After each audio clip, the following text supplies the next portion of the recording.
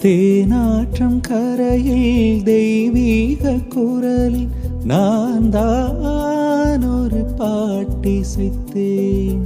தினந்தோறும் இரவில் நடுஜாமம் வரையில் நான் தானே அதை கேட்டிருந்தேன்.